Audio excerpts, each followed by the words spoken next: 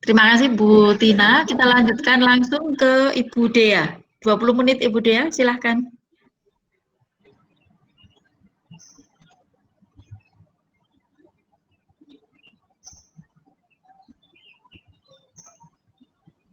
Ibu Dea, slide-nya sudah siap?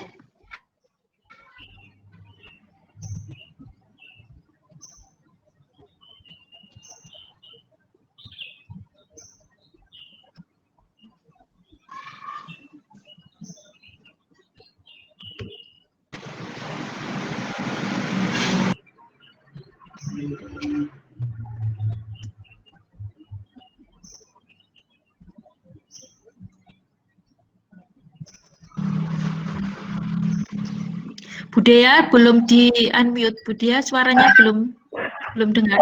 Sorry, ya maaf. Selamat sore semuanya. Jadi pertama-tama saya ingin mengucapkan selamat ulang tahun yang ke-25. Ini adalah perayaan ulang tahun Perak Fakultas Teknologi Pertanian. Sangat bertepatan hari ini hari ulang tahunnya FTP Unika. Jadi saya ingin mengucapkan selamat ulang tahun. Dan juga sebenarnya ini apa yang akan saya sampaikan itu sangat terkait dengan apa yang tadi Bu Tina sempat bahas, yaitu dalam kondisi saat ini ataupun nanti ketika kita sudah menjalani new normal, bukan hanya imun saja yang penting, tetapi stres ini juga perlu untuk dikendalikan, karena ketika stres ini kita alami secara berkelanjutan, ternyata bisa menurunkan sistem imun. Nah, satu cara untuk bisa releasing stres adalah tersenyum ya. Jadi saya minta tolong Bapak Ibu, teman-teman semuanya, ayo dibuka videonya diperlihatkan supaya wajah cantik, wajah gantengnya semua terlihat. Silahkan membuka video.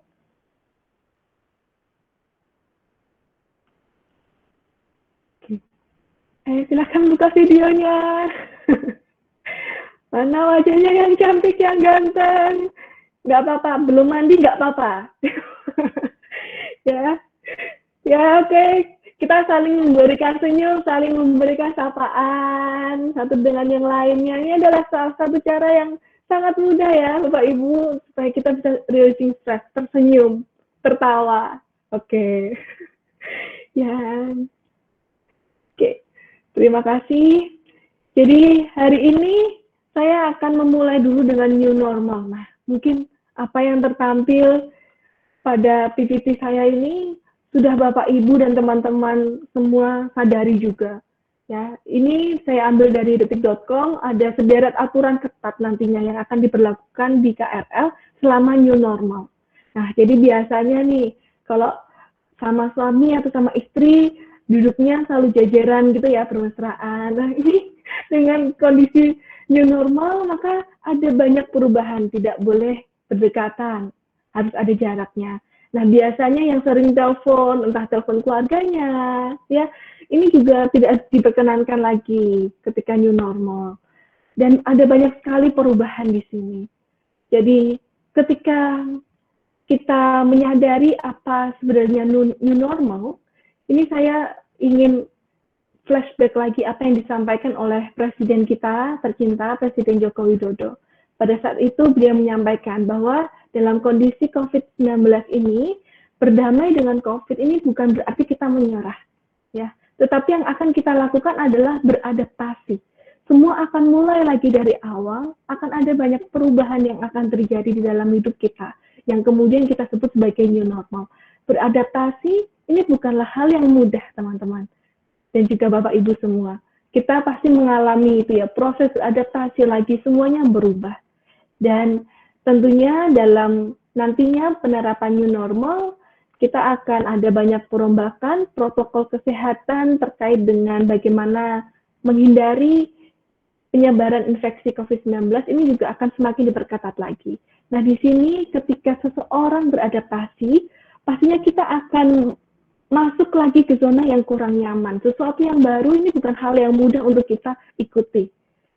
Nah, oleh karena itu, saya ingin supaya kita lebih interaktif lagi. Saya ingin ada sharing satu orang, silahkan. Ketika Anda merasa cemas atau khawatir, stres, merasa takut, ya, kira-kira makanan apa yang ingin Anda konsumsi atau yang sering Anda konsumsi? Nah, silahkan. Satu orang, silahkan sharing, nggak apa-apa. Coklat. Coklat, oke. Loh, nggak ngomong. Oh ya, ini tadi yang ini, oke. Silahkan menyalakan mikrofonnya, bisa sharing ya. Tadi ada yang sebut coklat. Siapa ya yang sebut tadi coklat?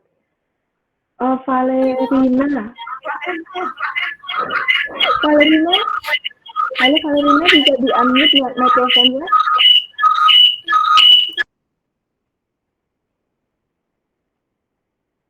Ini Valerina. Bisa di-unmute mikrofonnya? Bisa sharing sedikit? Ini malu ya? Oke, kalau gitu saya baca komen. Oh ya, Valerina. Oh ya, silahkan di-unmute sharing sedikit, nggak apa-apa ya Valerina. Wajahnya ditampilkan juga nggak apa-apa. Ini Ibu Saudari Valerina. Silahkan kalau mau sharing. Selain coklat, apalagi makanan yang biasanya ingin dikonsumsi? Ini sepertinya malu ya. Oke, saya akan baca komennya. Ini Bapak Ibu, teman-teman semua bisa ketik ya di komennya. Kira-kira makanan apa yang ingin Anda konsumsi, sering Anda konsumsi ketika cemas, khawatir, stres, besok ulangan belum, besok UTS belum belajar, besok ada deadline tugas, masih belum selesai, misalnya seperti itu ya. Ini ada coklat, es krim, keju, susu, teh hangat, ada kopi, bakso, waduh, makanan pedas, enak banget sih makanan pedas ya. Teh hangat, oke, permen, nyemil permen ya. Oke, teh hijau, ada yang bilang teh hijau juga. Oke, baik. Ini ada 11. Oke, ada 11 anggur merah. Oke, ada bakso aci. Nggak kepikiran mau makan. Ya, betul. Oke, secara umum, ketika seseorang mengalami stres, ada dua tipe. Satu orang ini memang lose appetite. Jadi memang tidak ingin untuk makan sama sekali. Tapi ada satu tipe lainnya yaitu ketika stres, cemas, khawatir, ini tangannya lebih cepat daripada hatinya ya, dan juga pikirannya. Jadi pengennya snacking terus. Nah di sini saya akan sampaikan beberapa contohnya. Ketika stres, apakah Anda lebih pilih yang mana nih? Di sini ada donat, ya. Ada donat. Nah, dalam kondisi stres, ini secara global ya, tidak hanya di Indonesia, ada tendensi makan makanan yang cenderung manis seperti donat, cake. Kemudian beberapa orang juga memiliki tendensi untuk mulai mengkonsumsi alkohol dalam kondisi yang stres. Kemudian ini, nah ini siapa yang malam-malam suka snacking ya dalam kondisi stres. Ini juga sering terjadi teman-teman dan juga Bapak Ibu. Dalam kondisi stres, yang kita cari adalah bisa jadi alkohol, makanan yang bersifat manis, atau makanan yang cenderung asin. Nah, dalam kondisi stres ini, jenis-jenis makanan ini yang kemudian banyak dikonsumsi dan dicari oleh manusia, tetapi tentu tidak semuanya. Nah, dalam kondisi stres, apakah ada yang kalau mau makan, makannya makan ini? Vegetable salad. Ada tidak?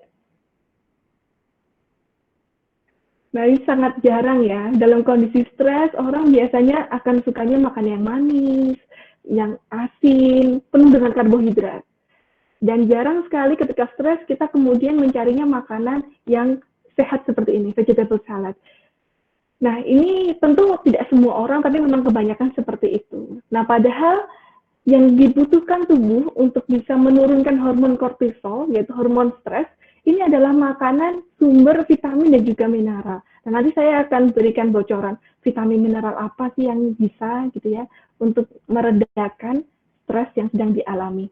Nah, ini sekilas ada beberapa anjuran dari WHO bagaimana kita bisa mengatasi stres selama COVID-19 ini. Tentu tidak bisa dipungkiri dan tidak bisa kita kendalikan juga. Seperti apa trigger yang bisa kita dapatkan dan kapan stres ini hadir di dalam tubuh, di dalam kehidupan kita. Jadi kita nggak bisa mengontrol. Tetapi yang bisa kita kendalikan adalah respon kita dan juga hormon yang menyebabkan stres dalam tubuh. Jadi di sini secara umum saya sampaikan beberapa anjuran dari WHO. Yang pertama, ketika Anda mengalami stres, Anda bisa telepon orang yang Anda cintai, curhat. Kemudian bisa juga melalui makanan. Kemudian, nah ini, jangan gunakan kebiasaan yang buruk seperti meminum alkohol, smoking, atau menggunakan narkotika ya untuk kemudian dealing with our emotion. Kemudian selanjutnya ada yang lainnya juga yang disampaikan WHO. Hari ini saya akan fokus membahas bagaimana kita bisa mengendalikan stres dengan makanan. Nah, itu enaknya kalau misalnya kuliah di teknologi pangan, program studi teknologi pangan Unika ya. Kita ada 2 program studi di Unika Sugiya Pranoto. Jadi yang pertama teknologi pangan, yang kedua adalah program konsentrasi nutrisi dan teknologi kuliner. Jadi apapun masalahnya, kita akan coba untuk melihat dari segi makanan. Jadi anak-anak di Fakultas Teknologi Pertanian ini memang sukanya makan. Nah ini kita akan membahas dari segi nutrisinya. Sekilas saja apa yang terjadi ketika kita mengalami stres. Tubuh ini akan mengalami banyak permasalahan, mulai dari peningkatan detak jantung, peningkatan tekanan darah, bahkan ada beberapa orang yang mengalami gangguan fungsi pencernaan. Dan yang paling bahaya pada saat ini adalah ketika stres, tubuh ini akan melepaskan hormon stres yang disebut hormon kortisol. Ini adalah nama hormonnya. Di mana ketika hormon kortisol ini meningkat di dalam tubuh, akibatnya adalah hormon tersebut akan bisa menurunkan sistem imun. Tentu dalam kondisi saat ini, maupun nanti ketika new normal, kekebalan tubuh adalah hal yang perlu untuk kita jaga supaya tidak gampang terkena infeksi. Ya. Nah, sehingga stres ini tidak hanya terkait dengan bagaimana regulasi dalam tubuh saja. Dalam kondisi stres yang terimbas, ini juga termasuk pikiran, perilaku, dan juga emosi kita. Nah, sekarang ini saya akan berikan kunci. Saya akan perkenalkan beberapa hormon yang ada di dalam tubuh manusia. Yang di sebelah kanan bawah ini adalah hormon kortisol ya, atau kita sebut sebagai hormon stres. Dalam kondisi stres, maka akan ada peningkatan hormon kortisol. Dan ketika hormon kortisol ini meningkat, maka ada banyak sekali resiko penyakit yang mungkin timbul, termasuk salah satunya adalah penurunan sistem kekebalan tubuh. Nah, sedangkan ada hormon lainnya yang disebut sebagai hormon yang menyebabkan timbulnya rasa bahagia, senyum ya, semangat. Nah, ini ada beberapa hormon. Yang pertama adalah hormon serotonin. Nah, serotonin ini adalah hormon happy, senang, dan juga hormon willpower. Artinya, kalau misalnya serotoninnya ini memang dalam kondisi cukup di dalam tubuh, kita bangun tidur gitu, rasanya termotivasi dan nggak mager, ya, nggak males gerak. Nah, itu karena hormon serotoninnya dalam kondisi cukup. Nah, kemudian kedua ada hormon dopamin. Ini adalah feel good hormone. Feel good hormone ini seperti apa? Nah, contohnya ini ketika teman-teman, Bapak Ibu mendapatkan hadiah. Ada perasaan yang nyaman di situ. Ya, itu adalah dopamin. Contoh dari hormon dopamin. Kemudian yang ketiga adalah GABA. Ini hormon juga. Hormon yang kemudian apabila kondisinya tinggi, maka bisa membuat kita rileks. Dan juga ada hormon melatonin. Ketika kondisi hormon melatonin dalam tubuh ini cukup, maka kita bisa akan lebih mudah untuk tidur. Tidurnya lebih nyenyak. Itu karena hormon melatoninnya meningkat. Nah, dengan makanan yang tepat, maka kita bisa meningkatkan berbagai jenis hormon happiness ini dan juga bisa menurunkan hormon kortisol. Itu adalah hal yang menarik dari ilmu pangan. Nah, sekarang saya akan langsung memberikan tips. Makanannya seperti apa? Yang pertama, sumber vitamin C. Jadi vitamin C ini selain baik untuk sistem imun, seperti yang tadi Bu Tina sampaikan, vitamin C ini juga baik untuk bisa menurunkan hormon kortisol, menyebabkan kita menjadi lebih rileks. Ya. Jadi contohnya adalah dengan mengkonsumsi jus jeruk. Kemudian buah pisang. Nah, buah pisang ini juga baik ya, mengandung vitamin B6, vitamin A, vitamin C, dan juga triptofan yang kemudian bisa meningkatkan hormon serotonin. Jadi kalau misalnya ada yang lagi stres, misalnya nih suaminya stres atau istrinya stres, ya suruh minum jeruk aja atau buah pisang aja, nanti kan senyum lagi. Atau nah, kalau misalnya untuk kaum generasi muda nih, pasti seneng banget dark chocolate, ya. Dark chocolate itu bisa juga membantu kita untuk meredakan kekhawatiran, stres. Karena dalam dark chocolate mengandung tryptophan dan juga magnesium yang berfungsi untuk bisa meningkatkan hormon serotonin, menurunkan hormon kortisol, dan juga meningkatkan GABA. Sehingga akan ada rasa bahagia, calming, relax setelah mengkonsumsi dark chocolate. Nah, kalau misalnya tidak suka dengan jenis bahan pangan ini bagaimana? Nah, don't worry, be happy. Ada banyak sekali sumber mikronutrien yang akhirnya bisa membantu meredakan stres. Mikronutrien yang dimaksud adalah vitamin dan juga mineral. Contohnya di sini adalah zinc. Zinc ini juga bisa meningkatkan GABA, yaitu tadi hormon yang bisa memberikan rasa rileks. Ya, ini adalah contoh makanannya. Dan zinc ini juga adalah sumber mikronutrien yang baik untuk bisa meningkatkan imun sistem. Karena dengan mengkonsumsi makanan yang tinggi zinc, maka zinc itu bisa meningkatkan T-cell, salah satu sel kekebalan tubuh. Nah, kemudian selain zinc, magnesium ini juga baik untuk bisa meningkatkan GABA dan menurunkan hormon kortisol. Ini merupakan salah beberapa contoh makanannya. Bisa mengkonsumsi susu kedelai atau yogurt, ya. Nah, kemudian selanjutnya, dalam kondisi stres, ya, kadang kita memang secara tidak sadar mengalami sulit tidur. Ya, mungkin ada yang sudah mengalami juga. Secara tidak sadar kita sulit tidur. Nah, makanan yang tepat, terutama makanan yang mengandung triptofan, ini dapat membantu Bapak, Ibu, dan juga teman-teman semua untuk bisa mendapatkan tidur yang lebih berkualitas. Artinya bisa tidur lebih rileks lagi, tidurnya juga lebih nyenyak. Nah, contoh dari triptofan itu apa?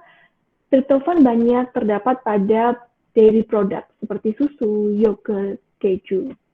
Kemudian banyak terdapat pada poultry ya, misalnya adalah daging ayam bagian dada, kemudian telur juga mengandung banyak triptofan.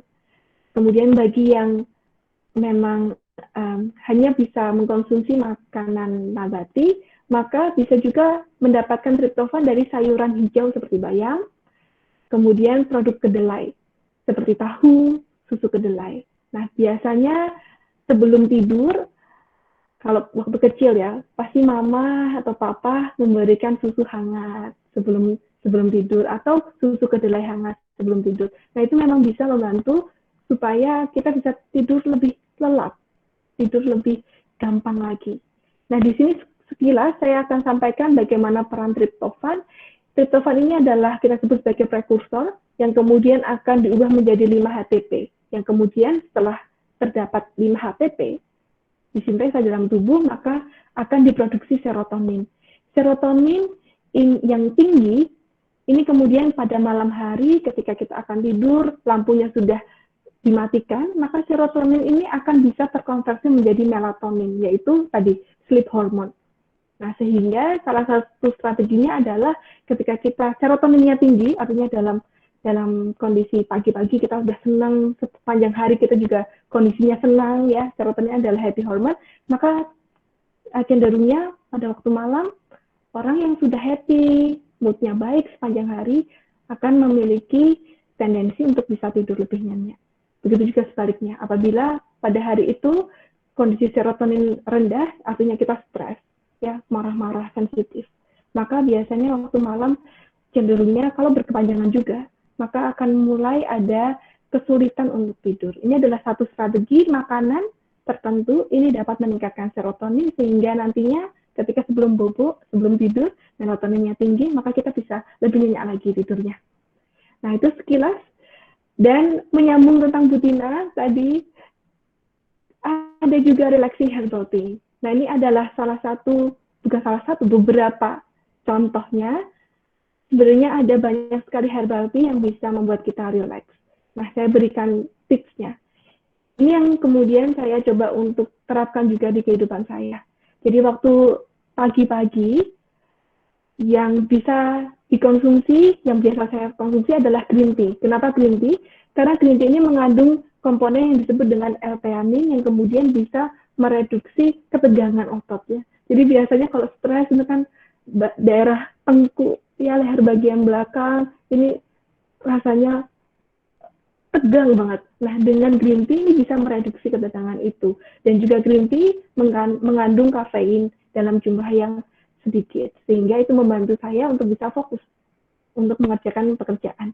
Kemudian waktu malam bisa juga mengkonsumsi chamomile. Chamomile ini bisa meningkatkan serotonin dan juga melatonin sehingga membantu kita untuk mendapatkan tidur yang lebih berkualitas. Kalau misalnya mau minum chamomile di pagi hari bisa juga. Tapi supaya kita lebih wake up lagi, terbangun lagi, segar lagi. Nah, chamomile ini bisa dikombinasikan dengan peppermint tea. Jadi bisa dikombinasikan dengan peppermint menjadi chamomile peppermint tea. Nah, itu adalah contohnya. Herbal tea yang lain bisa juga. Contohnya adalah jahe. Itu bisa juga membantu untuk relaxing.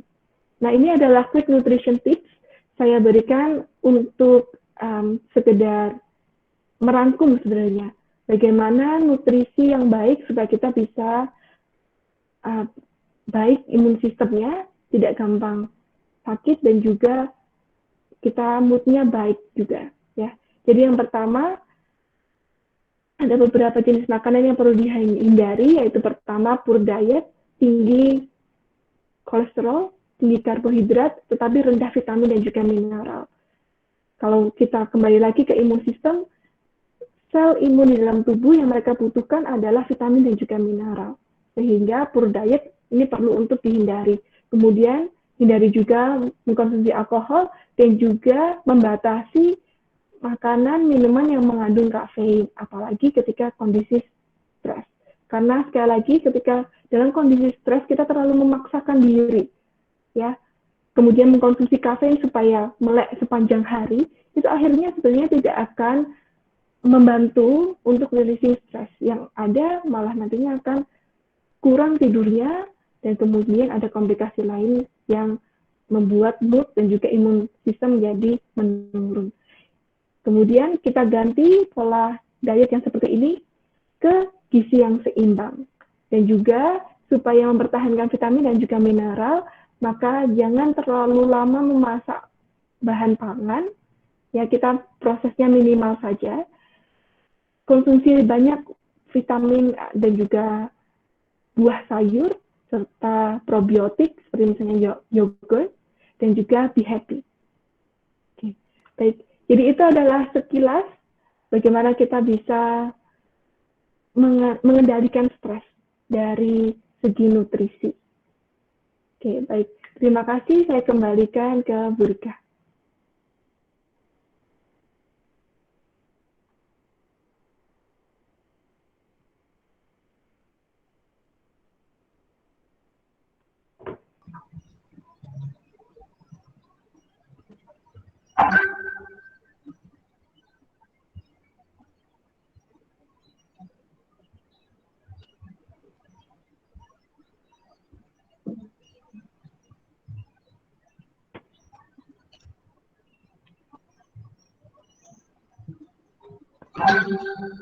Halo Bu Rika.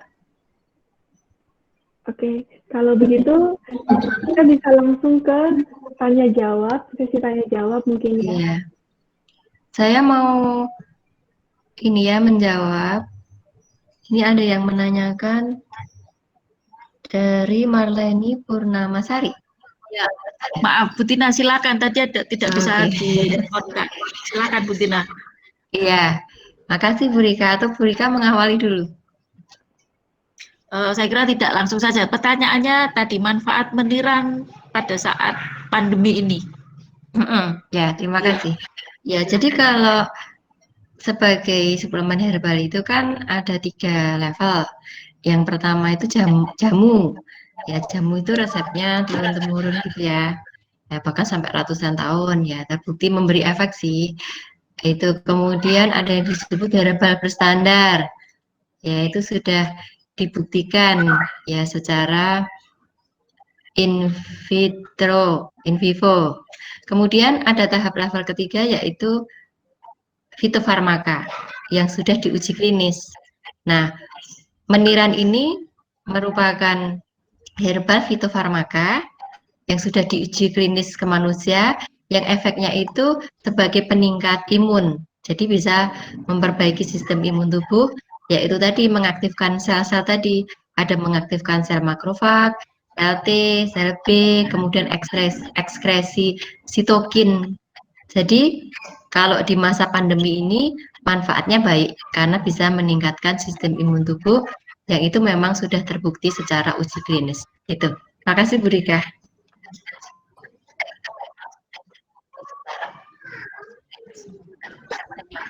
Baik, mungkin Bu Dea bisa menambahkan, kalau misalnya begini, meniran ini bisa nggak dibuat minuman, Bu Tina, supaya bukan sebagai obat, tetapi kita bisa sebagai minuman untuk sehari-hari. Bisa Bu Rika. Jadi kalau biasanya kalau konsumsi meniran sebagai jamu, ya kan? Kalau tadi memang kalau sebagai obat kan ekstraknya ya. Kalau sebagai jamu bisa, ya caranya mudah. Meniran dibersihkan gitu aja. Kemudian kita seduh dengan air panas. Ya kita seduh dengan air panas, ya sudah bisa kita konsumsi sebagai teh. Ya kalau mau dikeringkan juga bisa. Ya tadi kalau di presentasi saya tadi saya mencontohkannya kelor kan juga banyak di sekitar kita. Meniran juga baik Bu Rika, bisa dibuat sebagai minuman teh. Baik, mungkin dari Bapak Ibu dan saudara-saudara sekalian ada yang mau bertanya, meniran bisa nggak dibuat sayur atau untuk lalapan? Meniran Bu Rika? Ya. Oh ya bisa. Hanya memang rasanya ada itu ya kayak getir-getirnya begitu ya, getir-getir agak pahit ya. Mungkin lebih disukai kelor. Jadi kan kalau herbal itu biasanya di situ ada komponennya, ya komponen aktifnya itu bisa menghasilkan rasa tertentu, antara lain ada getir, pahit gitu ya. Nah itu disesuaikan sama nanti yang mau mengkonsumsi Bu Rika. Jadi pilihannya bisa daun meniran dijadikan sayur, atau daun kelor, atau daun katuk. Yang disukai itu daun kelor itu ya, itu banyak yang menjadikan itu sebagai sayur bening, ya daun katuk juga. Nah gitu, jadi disesuaikan sama yang mengkonsumsi. Kalau mau dijadikan sayuran, bisa banget. Oke, terima kasih Bu Tina. Saya sambil menunggu yang mau bertanya, tapi belum ada nampaknya. Mungkin saya yang akan bertanya sama Bu Dea. Bu Dea, kalau kita misalnya dalam sehari, menu sehari-hari kira-kira supaya kita tetap bahagia, begitu kira-kira Bu Dea bisa menyarankan misalnya sarapan paginya apa, siang apa, malam apa, atau snacknya apa, bagaimana? Kira-kira dalam waktu contoh sehari, sehingga bagi para peserta webinar ini kira-kira bisa menyusun menu untuk supaya kita tetap bahagia di dalam masa pandemi ini. Iya. Ya. Kalau menurut saya begini ya, yang penting adalah di sini cari makanan yang tinggi zinc dan juga magnesium. Zinc itu banyak terdapat di tiram, cumi-cumi gitu. Nah, jadi makanan yang seperti itu sih yang dikonsumsi. Kemudian di sini ada yang menanyakan juga ya Bu Rika. Di chat ini ada yang menanyakan serotonin. Untuk Ibu Lindayani, serotonin diproduksi oleh organ tubuh manusia yang mana? Mungkin Bu Dea bisa menginformasikan. Lalu adakah hubungannya dengan kerja mikroorganisme? Untuk Bu Dea bisa disampaikan kalau Bu Dea terkait dengan pertanyaan itu, atau nanti Bu Tina yang akan membantu. Serotonin diproduksi di mana? Kalau serotonin itu sendiri diproduksi di salah satu bagian kecil dari otak manusia yang disebut sebagai hipotalamus. Begitu juga dengan kortisol, GABA, dan juga hormon yang lainnya. Jadi hipotalamus ini merupakan central system pada sintesa hormon di dalam tubuh manusia. Jadi serotonin diproduksi di hipotalamus. Dan kemudian apakah ada hubungannya dengan kerja mikroorganisme? Sejauh yang saya ketahui, serotonin saat ini belum ada sih informasi apakah ada hubungannya dengan kerja mikroorganisme atau tidak. Tetapi dalam produksi serotonin memang membutuhkan beberapa prekursor. Contohnya adalah triptofan. Apabila memang kondisi di dalam tubuh triptofan ini memang sangat kurang, maka produksi serotonin ini juga akan berkurang. Oke, baik. Bu Tina, Bu Tina mau menambahkan? Sudah cukup, Bu Rika, sudah lengkap. Oke, ini ada pertanyaan dari Bapak Rustanto untuk Bu Dea. Kalau lagi stres atau galau, sebaiknya makan apa atau minum apa? Ya, Bu Dea. Jadi secara singkat saja ya, tadi saya bahas secara detail pada slide saya. Jadi bisa mengkonsumsi makanan, minuman sumber vitamin C, sumber zinc, kemudian magnesium, dan juga triptofan. Juga termasuk tadi green tea juga bisa menurunkan ketegangan otot yang terjadi ketika kita stres. Nah, jenis makanannya seperti apa? Banyak sekali ya. Tadi ada jus jeruk, kemudian buah pisang, dark chocolate, termasuk beberapa herbal. Selain green tea, kita ada chamomile, jahe itu juga bisa. Ada banyak sekali sih. Jadi, kalau misalnya stres, maka sebenarnya yang menjadi kunci adalah menurunkan hormon kortisol. Bagaimana caranya? Lebih ke vitamin C, makanan yang mengandung zinc, makanan yang mengandung magnesium. Tetapi kalau misalnya Bapak Ibu saudara-saudari inginnya adalah tidurnya cepat, tidurnya lelap gitu ya, karena stres seharian pengennya bobokmu cepat. Nah, maka kuncinya adalah di hormon serotonin dan juga hormon melatonin. Caranya bagaimana? Konsumsilah makanan yang tinggi triptofan. Dengan begitu, maka hormon serotonin dan juga melatonin ini bisa meningkat, membuat kita menjadi lebih nyenyak lagi tidurnya. Karena sekali lagi, melatonin ini merupakan sleep hormone yang membantu kita untuk tertidur. Kira-kira seperti itu. Oke, ya, terima kasih Bu Dea. Bapak Ibu dan saudara-saudara sekalian, rasanya kita sudah bisa memahami ini kalau kita menghadapi masa pandemi ini tidak usah stres, tidak usah sedih, tidak usah galau. Hari ini kita tahu apa yang harus kita lakukan, apa yang harus kita konsumsi untuk menjadi bahagia selama kita menghadapi pandemi ini dan mungkin menyongsong new normal dalam kehidupan kita. Bapak Ibu, karena waktu juga yang membatasi kita sore hari ini, maka webinar ini akan kita akhiri. Selamat sore, terima kasih sekali atas keikutsertaan dari Bapak Ibu, saudari-saudari semua dan adik-adik di dalam mengikuti webinar ini. Terima kasih, salam sehat dan salam bahagia.